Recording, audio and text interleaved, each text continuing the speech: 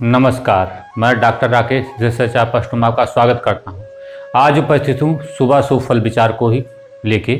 आइए देखते हैं कि आज जो है हम आपको बताएंगे कि सूर्य 12 भावों में क्या क्या क्या परिणाम देगा।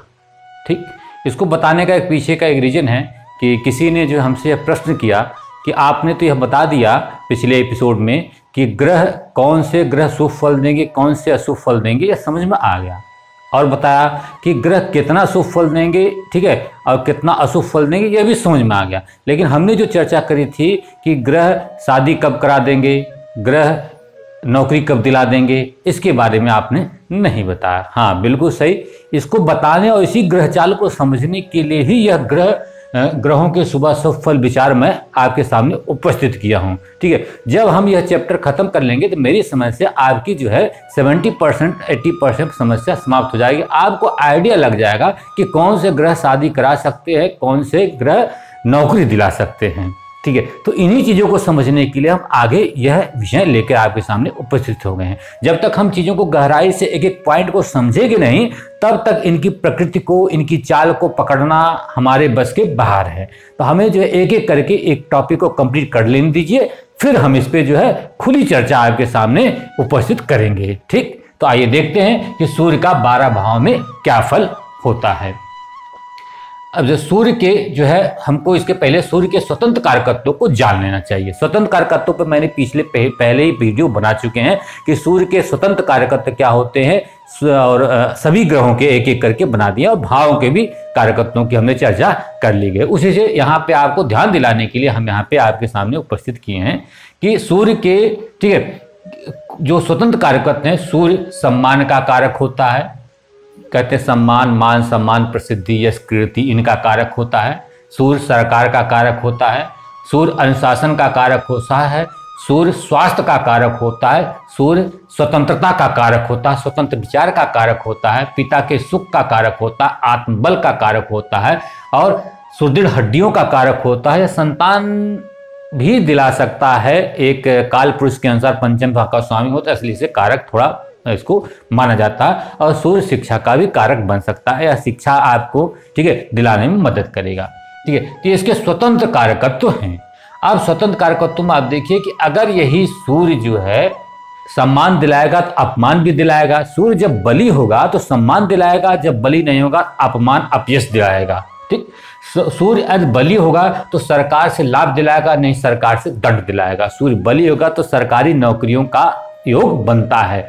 सूर्य कमजोर होगा तो सरकारी नौकरी का योग नहीं बनता है।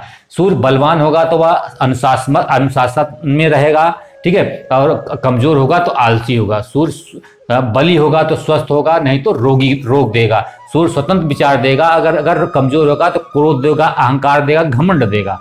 ठीक है, और बली होगा तो पिता का सुख देगा, कमजोर होगा तो पिता से मतभेद देगा या पिता के सुख से वंचित करेगा। बली होगा तो कॉन्फिडेंस लेवल, आत्मबल अच्छा होता है, कमजोर होगा तो आत्मबल कमजोर हो जाएगा। बली होगा तो हड्डियां सुदृढ़ होगी, नहीं तो हड्डियां कमजोर हो जाएगी।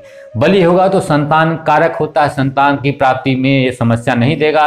कमजोर होगा तो समाज समस्या दे सकता है। इसी ढंग से शिक्षा अध्ययन में समस्या हो सकती है, कमजोर होने पर, बली होने पर शिक्षा में इसको लाभ देता है।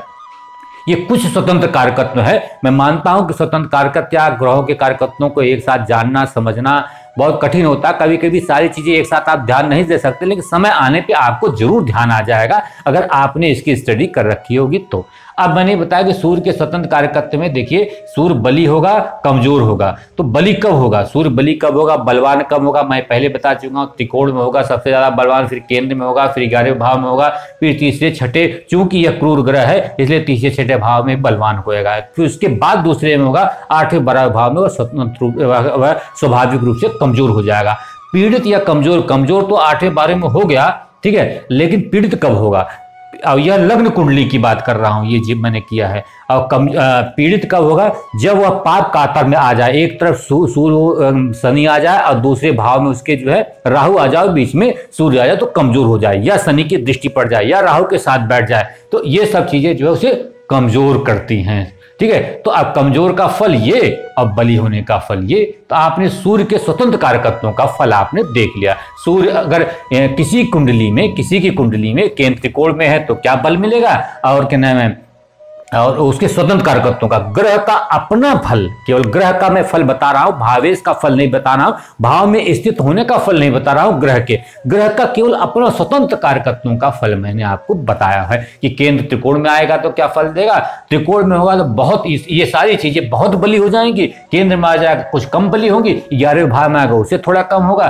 दूसरे भाव में आएगा तो इसी में थोड़ी सी इन्हीं के जो है कहने की इंटेंसिटी में थोड़ी थोड़ी कमी कर देंगे, कमजोर होगा, जितना पीड़ित होगा उतना ही इनमें, ठीक है, कि उतनी ही अपमान होगा, उतना ही सरकार से दंड मिलेगा, जेल चले जाएंगे, बहुत ज्यादा पीड़ित हैं।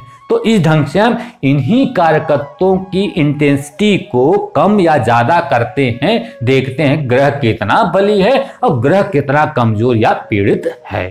अब एक नजर डाल लेते हैं, फटाफट नजर डाल लेते हैं कि सूर्य के 12 भाव में क्या क्या प्रभाव पड़े। हमने स्वतंत्र कारकत्वों का तो फल बता दिया, लेकिन अगर स्थित हो जाए ग्रह पहले भाव में तो क्या हो जाएगा, पहले भाव से हम स्वभाव देखते हैं, व्यवसाय देखते हैं और स्वास्थ्य देखते हैं। तो पहले भाव में सूर्य अगर उपस्थित हो जाए तो जहाँ तक अनुशासन होगा, जहाँ तक स्वतंत्र विचारों वाला होगा, जहाँ तक सरकार से सम्मान मिलेगा, जहाँ तक जो है निरोगी होगा, क्योंकि यहाँ बली है। द्वितीय भाव में चला गया तो जहाँ तक आपके वाणी को कड़क बना देगा, वह आप हकला के बोल सकते हैं, धन जो है धन की हानि करा सकता है, शिक्षा में रुकावट कर सकता है, खान पान में रुचि को कम कर सकता है, चेहरे पे दाग धब्बा दे सकता है, ठीक है, कुटुंब से नहीं बनेगा। ऐसा क्यों? क्योंकि यह क्रूर ग्रह है, इसकी क्रूरता होती है, इसकी प्रकृति जो होती है वह यहाँ पे कम से अग्नि तत्व का है। देखिए कुछ कारकत्वों को हम फिर बता देना चाहिए कि सूर्य जो है आप पे पाचन शक्ति, पाचन में जो है अग्नि का कारक होता है, जिस कारण से पाचन में अहम रोल अदा करता है। तो हम इस कारकत्व को देखिए भूल रहे थे, तो यह पाचन शक्ति को भी अच्छा बनाता है, ठीक है। तो इसको भी हम ध्यान, मतलब कहने वाला कारकत्वों का बढ़ा महत्व उसे आपको सीखना चाहिए।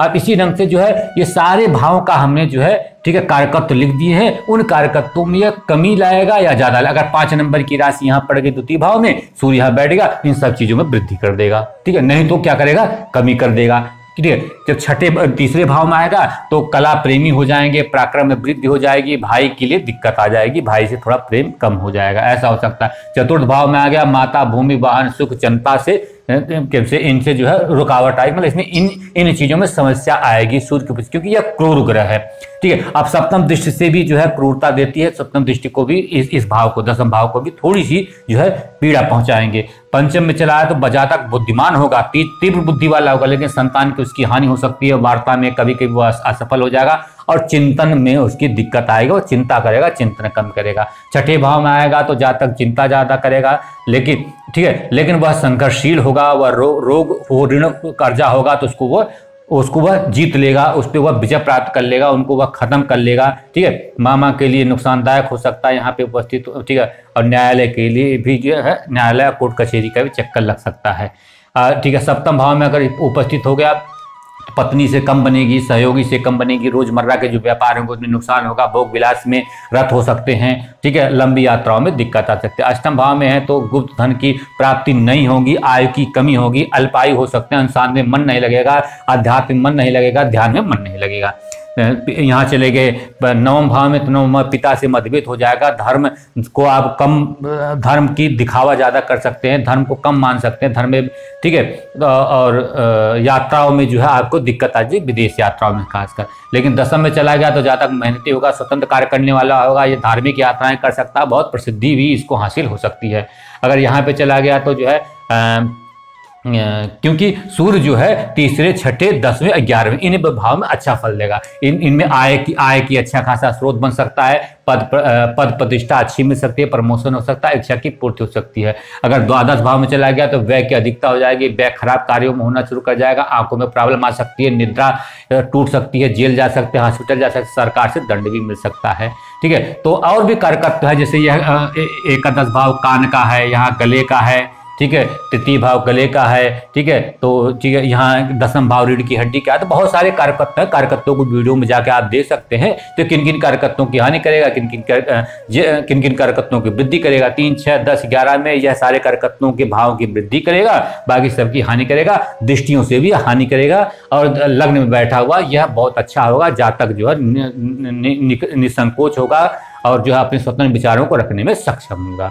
तो इस ढंग से यह 12 भावों का जो है फल है और सूर्य के स्वतंत्र कारकत्वों का फल है।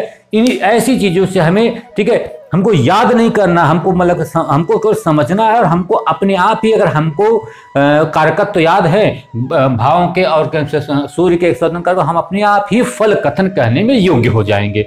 हमें लॉजिकली समझना है, हमें याद नहीं करना है। तो बिल्कुल सटीकता के आधार पर आप सूर्य के फल को आप बता सकते हैं। लेकिन सूर्य के भावेश होने का फल क्या होगा, ठीक है, और ठीक है, तो इसको हम भाव के क्रम में चर्चा करेंगे। अभी हम ग्रहों के शुभाशुभ फल की चर्चा कर रहे हैं। जब भावों की शुभाशुभ फल की चर्चा करेंगे, भावेश की करेंगे, तो उसमें और भी क्लियर हो जाएगा। तो आज के एपिसोड में इतना ही। नेक्स्ट एपिसोड में चंद्रमा को लेकर आपके सामने उपस्थित होंगे। तब तक के लिए हमें आज्ञा दीजिए। धन्यवाद।